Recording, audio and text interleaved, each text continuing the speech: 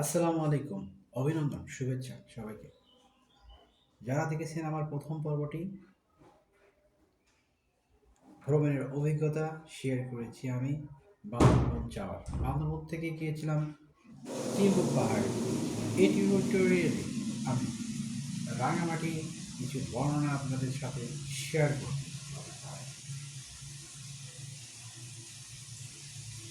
রাঙামাটি আমাদের যাওয়ার মূল উদ্দেশ্য ছিল রাঙামাটিতে আমরা ঝুলন্ত ব্রিজটাতে।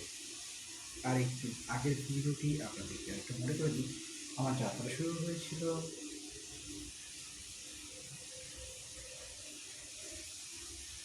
প্রথমে বান্দরবন, তারপরে বান্দরবন থেকে গিয়েছিলাম।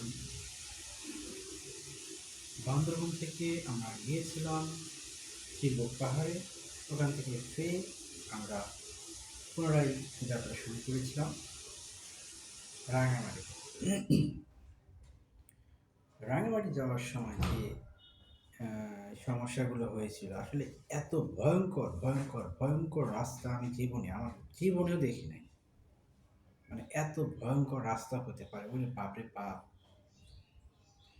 মানে গাড়ি যখন উঠতে থাকে, আমাদের যখন যাই একটা গাড়ি দেখলাম উঠতেছে, উঠতে উঠতে বন্ধ হয়ে যাচ্ছে, ঠিক সেই সময় গাড়িতে একটা ডোং দেওয়া হয়।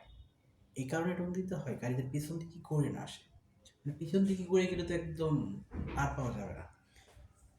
তো ওই জায়গায় দেখুন, আমাদের কিন্তু আমরা যে গাড়িতে গেছি আলহামদুলিল্লাহ অনেক ভালোভাবে গিয়েছিলাম। মানে পিছন থেকে করার কোনো অপশন নেই, মানে এক টানে উঠে গেছে। গাড়ি কিন্তু উঠতেই হবে, কিছু কিছু জায়গায় এমন আছে যেগুলো নিচের দিকে যাওয়ার কোনো উপায় নেই, আপনি উঠতেই হবে। ওখানে লেখা আছে, এরকম করে একটা লেখা আছে, বিপজ্জনক বাঘ। মানে বাঘটা বিপজ্জনক, আবার ভয়ঙ্কর বিপজ্জনক বাঘ, আবার এটা কিছু কিছু জায়গায় উঠতেই হবে। তো এই কয়েকটা অর্থ মাথার মধ্যে যখন আসে আমার, আমি ভুলে যাই যে রাঙ্গামাটি আর যাবো না রে বাবা। মানে এত ভয়ঙ্কর, মানে এত উঁচু। আরেকটা বিষয় বলি, আমরা যখন রাঙামাটিতে পৌঁছাই খুব খুব ভালো লাগে। তারপরে ওখান থেকে আমরা দুপুর আমরা ওখানে পৌঁছাই 2টার দিকে সম্ভবত। ওখানে খাওয়া দাওয়া কমপ্লিট করি, করার পর ওখান থেকে আমরা ঝুলন্ত ব্রিজ দেখার জন্য যাই। ঝুলন্ত ব্রিজ দেখার জন্য গেলে ওখানেও টিকিট লাগে, বাট বেশ মজা আছে। আমরা যে সময় গিয়েছিলাম ওটা শুষ্ক মৌসুম থাকার কারণে পানি ব্রিজের অনেক নিচে অবস্থান করছিল। যাকে ওইসব বিষয়ে আলোচনা করি। তো ওখানে আমার খুব ভালো লাগেছিল। পানির নিচে অবস্থান করলেও অনেকটা ওই ব্রিজটা এভাবে দৌড়ে, হ্যাঁ, যখন আমরা দৌড় দিই না এভাবে দৌড়ে, তো দৌড়লে তো অনেকটা ভালো লাগে। আর ব্রিজটা যখন পার হলাম, পার হওয়ার পরে এই ওটা এমন উঁচু জায়গা, বুঝছেন, এমন উঁচু জায়গা, ওখানে উঠতে আবার এইরকম উঠতে হয়, এরকম মানে কম বাঁকা হয়ে যায়, যেমন মানে পাহাড়ে উঠতেছি। মানে এই কথা বলতে আরেকটা কথা মনে পড়ে গেল, সেটা হচ্ছে চিম্বুক পাহাড়ে যখন আমরা উঠি, হ্যাঁ ঠিক আছে, তখন আমার মাঝে মাঝে কী করতে হবে, হাত ধরতাম। এই হাত ধরে একজনের হাত দিয়ে আরেকজন টেনে টেনে উঠতাম। মানে এইসব কথা বলতে গেলে আমার আরও যে টিউটোরিয়াল আছে সেগুলো আপনাদের সামনে শেয়ার করব। ওই যে নীলগিরিতে যাওয়ার যে ঘটনা আছে সেটা শেয়ার করব। মানে মানে অসাম কিছু দৃশ্য আছে। আমি আসলে শুরু থেকে শুরু করেছি, ছোট থেকে। আমি আসলে টিউটোরিয়ালগুলো ধারাবাহিকভাবে আপনাদের সামনে উপস্থাপন করছি, যে কারণে আপনারা পুরো বিষয়টা ক্লিয়ারলি বুঝতে পারবেন। আমার এই টিউটোরিয়ালটা মূলত আমি কিছু ভ্রমণের অভিজ্ঞতা শেয়ার করব। আমি আমার গ্রামের বা সৌন্দর্য সহ প্রাকৃতিক যে দৃশ্যগুলো রয়েছে সেগুলো আমি আপনাদের সামনে শেয়ার করব। আমি আরও শেয়ার করব গ্রাম বাংলার ঐতিহ্য হারিয়ে যাওয়া খেলাগুলো, বাংলাদেশের হারিয়ে যাওয়া কৃষ্টি কালচারগুলো, যেগুলো হারিয়ে যেতে বসেছে, সেগুলো আমি আমার ভিডিওতে শেয়ার করব। যেহেতু শুরু করেছিলাম ভিলেজ লাইফ সম্পর্কে, অবশ্যই আমার আমার ভিডিওতে, এই পুরো ভিডিওতে দেশি সকল কালচার থাকবে।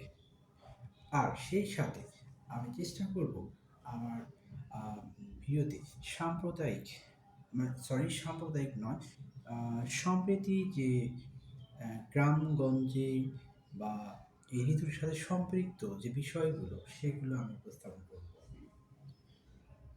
তো নেক্সট আরও ভিডিও আমি নিয়ে আসবো, সেই সব ভিডিওতে আপনাদের আহ, সহায়তা কামনা করছি, কারণ আপনারা যদি সাবস্ক্রাইব না করেন আমার চ্যানেল থেকে যদি না দেখেন, তাহলে তো আমি উৎসাহ পাবো না।